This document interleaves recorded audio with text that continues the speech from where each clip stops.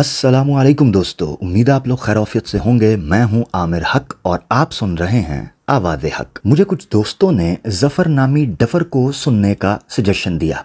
अभी मैं सुन ही रहा था तो ये चीज़ मेरे सामने आई कि ऐसे इतराज़ात पेश किए जा रहे हैं कि जिनके जवाबात हम कई बार बहुत पहले दे चुके हैं, मगर क्या करें। अब हमारे दोस्त ये समझते हैं कि इस पेशेंट को इस डॉक्टर से चेक करवाएंगे तभी तसल्ली होगी, तो हमारे इंजेक्शन तो बेटा तैयार पड़े हैं। एक हकीकत से पर्दा उठाना निहायत ज़रूरी है कि न जाने किसी एक मुसलमान को अगर ये बात समझ आ गई तो उसके ईमान को बचाने में मदद मिल सकती है। देखें, काफ़ी साल पहले एक पहेली मेरे दिमाग में आई। वो ये कि अल्लाह इस चीज़ पर कादिर था कि वो सिर्फ रूह के ऊपर शरीयत का बर्डन डालता। ये क्या वजह है कि उसने रूह भी डाली और शरीर भी रखा जिसके ऊपर वो शरिया का बर्डन डालता है, यानी शरिया की तकलीफ़ डालता है। मैं सोच में था, मगर यकीन करें इस पहेली को सुलझाने में मुझे ज़्यादा देर नहीं लगी। उसकी वजह यह है कि अगर आप पहेली के एक पज़ल को, एक पुर्जे को, एक हिस्से को समझ लें तो दूसरा हिस्सा खुद ब खुद हल होता चला जाता है। जैसे जिगसॉ पज़ल खेलने वाले के लिए ये बात समझना मुश्किल नहीं। मिसाल के तौर पर रूह तो मेरे सामने नहीं है, जिस्म मेरे सामने है। अब जिस्म में होने वाली तब्दीलियां और शरीर के लिए जो चीज़ें हानिकारक हैं उनसे बचाव करना कोई इंसान भी इसमें दो राय नहीं रखता। मगर आप ऐसे इंसान के बारे में क्या कहेंगे कि जिसको ये खबर ही ना हो कि उसकी बॉडी के लिए कौन सी चीज़ अच्छी है और कौन सी नहीं। मिसाल के तौर पर एक बंदा डायबिटीज़ का पेशेंट है और उसको पता ही ना हो कि जो डाइट इनटेक वो कर रहा है वो उसके लिए कितनी हानिकारक हो सकती है। यानी आसान भाषा में अगर कहूँ तो ये है कि जहालत ही इंसान का सबसे बड़ा दुश्मन है, क्योंकि कौन सी डाइट उसके शरीर को फ़ायदा पहुंचा सकती है या नुकसान, इसका इल्म तो सिर्फ उसको नॉलेज से या इन्फॉर्मेशन से ही मिल सकता है। बस इसी चीज़ से मैंने इस पहेली को सुलझाया कि शरीर और आत्मा ये थोड़ा मिलते जुलते हैं। जैसे ही शरीर के बारे में आपको ज्ञान नहीं होगा और आप कोई गलत डाइट लेकर उसको नुकसान पहुंचा सकते हैं, ऐसे ही अगर आत्मा के बारे में आपके पास नॉलेज नहीं है कि उसके लिए कौन सी चीज़ ठीक है या कौन सी नहीं, आपकी आत्मा बीमार हो सकती है। अब आप सोच रहे होंगे कि मैं ज़फ़र की डफरपंती पर बात करने लगा था, ये क्या फ़िलॉसफ़ी झाड़ना शुरू हो गया।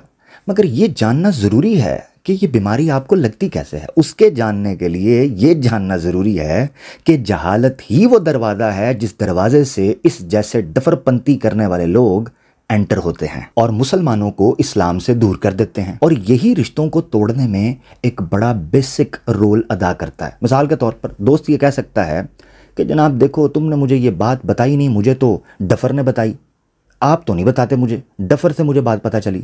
अब वो बात सच हो झूठ हो, हकीकत में वैसी ही हो या ना हो, मगर आपके दोस्त को आपसे ये शिकवा बिल्कुल सही रहेगा कि आपने उसको ये बात क्यों नहीं बताई, किसी थर्ड पर्सन ने क्यों बताई। बस इसी जहालत का फ़ायदा ये एक्स मुस्लिम्स उठाकर मुसलमानों को इस्लाम से और उलमाए हक से बदज़न और दूर करते चले जाते हैं। अब आप समझ गए कि इतनी लंबी बात मैंने इस इशू पर क्यों की। अब आप खुद सुने कि ये डफ़र किस तरीके से एक नॉर्मल बंदे को जिसके पास नॉलेज नहीं है बहकाने के लिए, बेवकूफ़ बनाने के लिए, किस तरीके से उसकी जहालत की आड़ लेते हुए उसको एक्स मुस्लिम बनाने की कोशिश कर रहा है। क्योंकि जनरली मैंने ये देखा है कि जो शिया लोग होते हैं ना, वो उन्हें ये बात पता नहीं होती।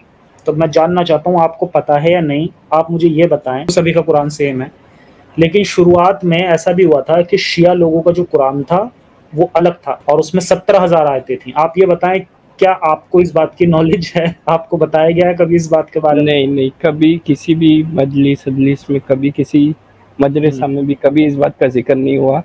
हमारा मतलब हमारा भी बिलीफ इस सेंस में तो सेम ही है कि कुरान सिर्फ एक है और वो आया था अल्लाह से मोहम्मद के पास और वो आज तक प्रिजर्व्ड है। ये सारा बिलीफ हमारा भी सेम ही है शिया लोगों का। बिल्कुल। लेकिन जो ये आपका वो है ना बिलीफ, ये जो नॉर्मल शिया लोग होते हैं, मतलब जो बेचारे मासूम लोग होते हैं, उन्हें नहीं पता होती है बात। लेकिन मेरे ख्याल से जो आलिम वगैरह होते हैं ना, उन्हें ये बात बहुत अच्छे से पता होती है। आलिम वगैरह होते हैं ना, उन्हें ये बात बहुत अच्छे से पता होती है। सुना आपने कि पहले जहालत का कंफर्मेशन होने के बाद उसने अपना पता खेला कि चूंकि आपको किसी ने नहीं बताया, मैंने बताया है, तो लिहाजा मैं ठीक हूं और दूसरे गलत हैं। यानी ये कहां से ठीक हुआ कि अगर किसी ने उसको नहीं बताया या अपनी जहालत की वजह से वो नहीं जान पाया, इसमें इस्लाम कहां से गलत हो गया? यानी ये ऐसे ही है कि मैं खुद ऑल बॉल गलत डाइट खाऊं और बीमार होने के बाद डॉक्टर के क्लिनिक पर जाकर शोर शराबा करूं कि आपने मुझे क्यों नहीं बताया कि ये नहीं खाना चाहिए या वो नहीं खाना चाहिए। तो डॉक्टर उस बेवकूफ़ इंसान को सिंपल ये कहेगा, क्या आपने मुझसे पूछ कर खाया? क्या आपने ये सवाल किसी एक्सपर्ट से पूछा? क्या आपने खुद पढ़ने की कोशिश की? इन तमाम सवालों का जवाब नेगेटिव है।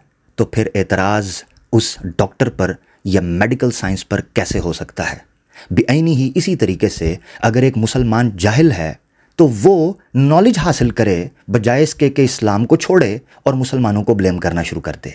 ये वो सारी बुनियाद थी जिसको बनाना ज़रूरी था एक्स मुस्लिम्स के जहालत के इस कार्ड को एक्सपोज करने के लिए, जो वो कॉमन मुस्लिम के ऊपर खेलते हैं, जो अपनी जहालत की वजह से न जानता हो और इस्लाम को बुरा भला कहना शुरू कर दे। इसीलिए मुसलमानों को चाहिए कि वो इल्म हासिल करें ताकि इस किस्म की डफरपंती से वो बच सकें। कुरान की 17,000 आयत थीं। ये एतराज़ इससे पहले यसू की कुत्ती कर चुकी और उसका जवाब हम दे चुके हैं, जिसका थंबनेल आप अपनी स्क्रीन पर देख रहे हैं और उसका लिंक वीडियो की डिस्क्रिप्शन में मैं डाल दूंगा।